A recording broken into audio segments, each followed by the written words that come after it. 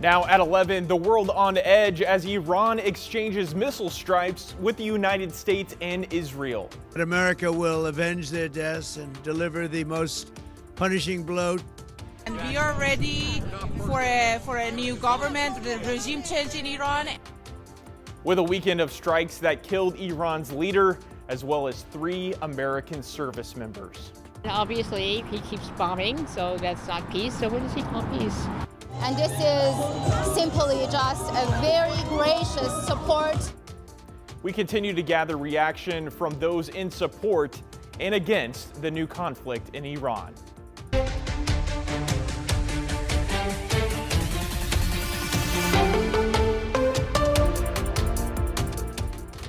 The president now threatening harsher strikes if the Iranian regime keeps retaliating. It's after a joint attack with Israel at the start of the weekend that killed Iran's leader. But the U.S. military now reporting the deaths of 3 American service members. President Trump brushing off mounting criticism from Democrats who are pushing for a vote to rein in the White House. Gabe Gutierrez is there. President Trump tonight with a new warning, saying Iran better not retaliate further, or we will hit them with a force that has never been seen before.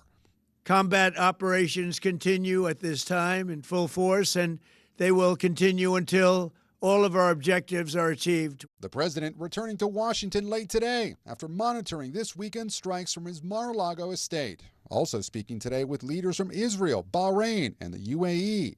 Tonight, he's telling Americans to brace for more American casualties. And sadly, there will likely be more. Before it ends, that's the way it is.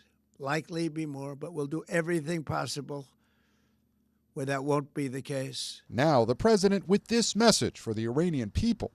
I call upon all Iranian patriots who yearn for freedom to seize this moment, to be brave, be bold, be heroic, and take back your country. Meanwhile, Democrats are furiously pushing back, arguing the president should have consulted Congress before striking Iran. I think the president has started a war of choice. There was no imminent threat to the United States. They're now calling for a vote this week to restrict the president's war powers. He ran because a big part of the MAGA base did not want another war in the Middle East. This is a betrayal of a decent chunk of the MAGA base. Still, almost all Republicans in Congress are standing by the president's actions. The mothership of terrorism is sinking. The captain is dead. The largest state sponsor of terrorism, Iran, is close to collapsing. That was NBC's Gabe Gutierrez reporting. And new tonight, a top Iranian security official has written online, "We will not negotiate with the United States." People continue to speak out, both for and against the strikes. Some protesters against the attacks gathered earlier today in Beaverton to speak out against what they call an immoral and unconstitutional war. One demonstrator saying the government should focus on problems the president campaigned on. President Trump, you promised the American people affordability, a good economy, peace. You said you would listen to us. You have done none of those things. Absolutely none. And elections are coming up, and people are going to remember that. And in downtown Portland, some Iranian Americans were partying at Pioneer Courthouse Square following the strikes that killed the country's leader. Jay Coulter brings us that story from the newsroom. While many Americans are criticizing the attacks on Iran, Iranian Americans we spoke with Sunday afternoon say it was long overdue. 47 years of waiting, it's beyond words. Celebrations in the streets following the U.S. strikes on Iran. This is an incredible moment. For my entire life, I've never been to Iran. I've been afraid of possibly going there, being seen as an American spy, and having freedom for the country is just amazing. People waving the old flag of Iran, which was the official flag until the Islamic Revolution. Rose Morani lived under the regime for the entirety of her childhood. At age 20, I had to flee the country by myself because of political matters and become a refugee. Morani says tens of thousands have been killed by the Iranian government in the last few decades, an exact number KGW hasn't verified. We're just done with it. We're asking for this terrorist regime to leave us alone and allow us to simply make our own choices. But over in the Middle East, fear and uncertainty as Iran retaliates by bombing other countries. Rakesh Thomas is a realtor here in Oregon, but much of his close family lives in Dubai, which has been hit by strikes. They were targeting residential areas and airports and businesses. So yeah, it was a scary conversation. Thomas's brother lives close to the airport, so he drove his family to his parents' house outside the city for the time being. They've been asked to just stay in place and not be in open areas and stay away from windows and don't go on the rooftops of houses and things like that. And while some American politicians are criticizing the Trump administration for the strikes on Iran, Iranian Americans say it's about time. If Congress thinks that they want to come and have a voice on this, they've had plenty of opportunity, and I wish they would have used their position before now. And a vote on a war powers resolution is expected next week. Jake Holter, KGW News. In Texas, the FBI is now investigating a deadly mass shooting as a possible act of terrorism. It started just before 2 this morning in Austin's 6th Street Bar District. Witnesses say the gunman, a 53-year-old man from Senegal, fired out of an SUV window towards a patio full of people. Then he got out of the truck and was shot by police. 3 people are dead, including the shooter. 14 others were hurt. The amount of resources we use on East 6th Street, a large crowd, a large entertainment area here in Austin, where officers along with EMS and fire are staged for the weekend. And so you're talking, when this came out, we were about 55, 56 seconds away coming from east to west Austin, and that saved multiple lives. The SUV was searched and was not carrying explosives, but special agents say indications in the SUV and on the suspect link him to possible terrorism. There's chaos at airports around the world after the weekend strikes left passengers stranded trying to get home. More than 1,500 flights to the Middle East were canceled.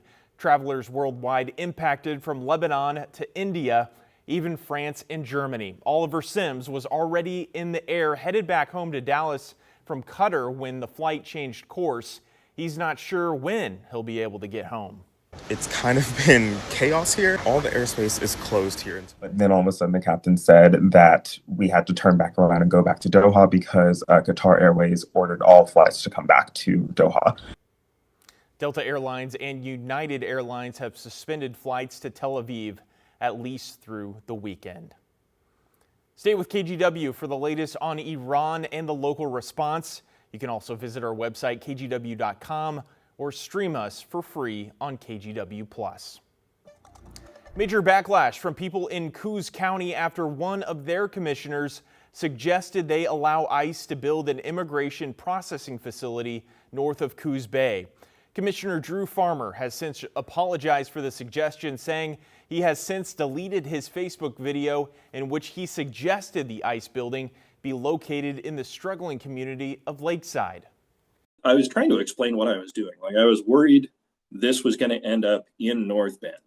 I want to put it as far from a population hub as I can. And Lakeside is in a position where this would fix some of their problems. I did a video trying to be clearer, and I failed miserably. He says people saw his post and assumed the ICE facility was a done deal for Coos County, but he's been told that's not true, especially after this backlash. He says a contractor working for the feds, KGW, told him they're scouting locations for a camp or building for up to 315 detainees and staff members. They need an area that can accommodate water, sewer, housing, and air travel for a sudden influx of people. Well, it's time to talk weather. The first day of March brought some sunshine and some really pleasant conditions for late winter.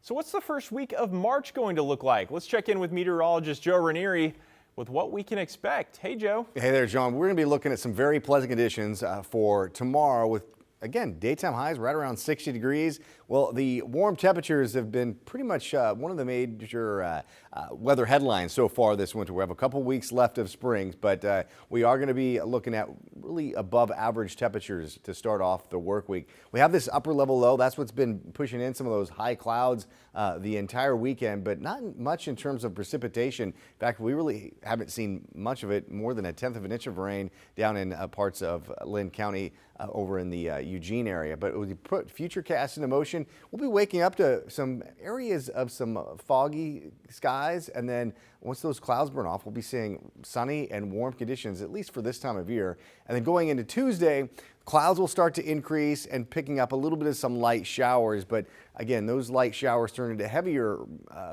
more measurable amount of rain late Tuesday night and into Wednesday. And then by Wednesday morning, a lot of the showers that are heavy turn into light showers heading into Wednesday and parts of Thursday. I'll break that all down for you coming up in just a few minutes. All right, Joe, thanks so much. A child is in the hospital after they were hit by a car earlier today. It happened outside of Moda Center near North Multnomah and Interstate. The MAX train was shut down during the emergency response, but it was not involved. We don't know the child's condition at this point, just that they were breathing when an ambulance arrived.